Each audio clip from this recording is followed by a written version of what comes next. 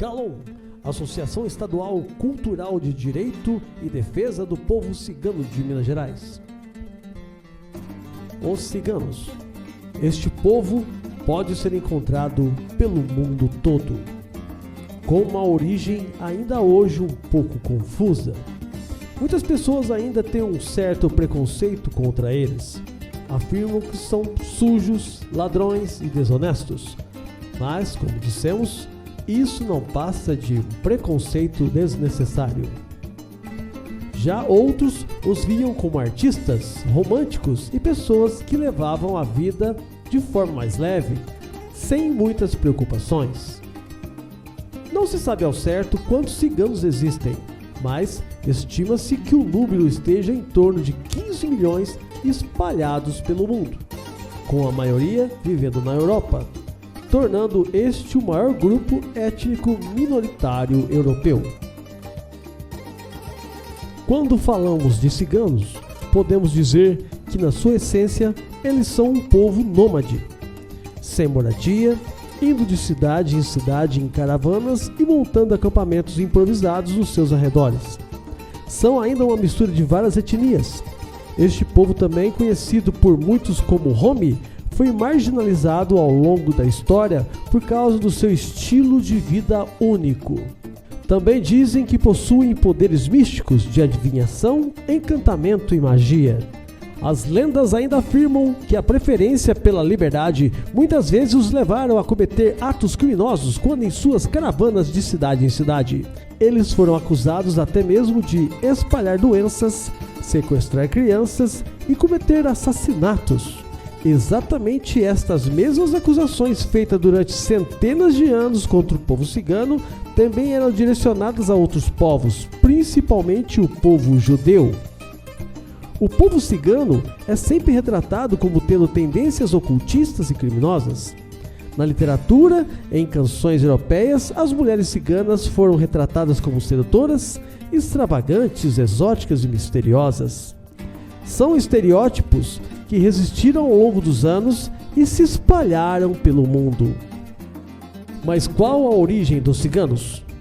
Durante muito tempo, a origem desse povo foi um pouco confusa, uma vez que transmitiam suas tradições e histórias apenas de forma oral, sem produzir documentos escritos, o que dificultou estabelecer exatamente de onde vieram e quando. Até meados do século XVIII, a única coisa que existia eram alguns estudos linguísticos que apontavam a ligação da língua romani com as línguas da Índia, mas estudos recentes, apoiados com a tecnologia de hoje, deram a direção certa sobre a origem desse povo.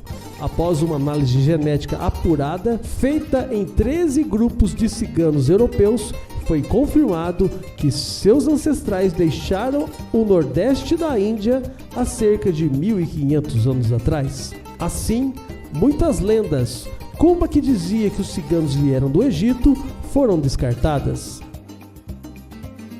O que se sabe é que depois de passarem pela Pérsia, Cáucaso, Oriente Médio e Turquia, por volta do ano 1400, os ciganos já viviam por toda a Europa, principalmente na França, Alemanha, Itália, Romênia e Hungria. Com a má fama de desordeiros, muitos países começaram a proibir a presença de ciganos. A Espanha, por exemplo, no ano de 1490, foi o primeiro país que emitiu um decreto contra esse povo, proibindo suas vestimentas, línguas e costumes. Logo depois, países como França e Inglaterra decretaram até mesmo a expulsão desses povos. Com tanta coisa contra, sem ter onde ficar em paz e em segurança, este povo não teve outra escolha a não ser continuar a sua vida nômade. Infelizmente, a perseguição aos ciganos continuou ao longo dos séculos e foi ainda pior no século XX, principalmente a partir do surgimento do nazismo na Alemanha. Essa ideologia, acima de tudo, odiava os judeus, mas também queriam que minorias como ciganos fossem exterminadas, uma vez que os ciganos também foram condenados pelos mesmos crimes que os judeus. Ao final da Segunda Guerra Mundial, estima-se que aproximadamente 700 mil ciganos tenham sido mortos pelas mãos dos nazistas. E mesmo depois de tanto sofrimento na época dos nazistas, infelizmente o povo cigano ainda tem que lidar com preconceitos, a discriminação, a exclusão e o isolamento mesmo nos dias atuais.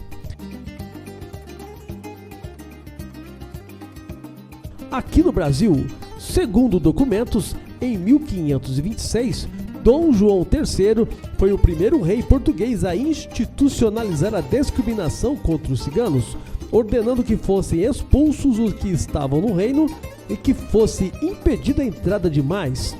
Em 1573, os portugueses viram a oportunidade de se livrar de vez dos ciganos, os mandando para as colônias como o Brasil e Angola.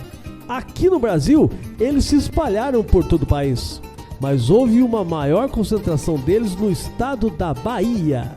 Dos ciganos que vieram para o Brasil, 3 grupos se destacam: os Calon, com o dialeto Calon, que vieram de Portugal e Espanha já a partir do século XVI, os Rom, que falam o Romani, que vieram do leste europeu, os Sinti, que vieram da Alemanha e da França a partir do final da Primeira Guerra Mundial.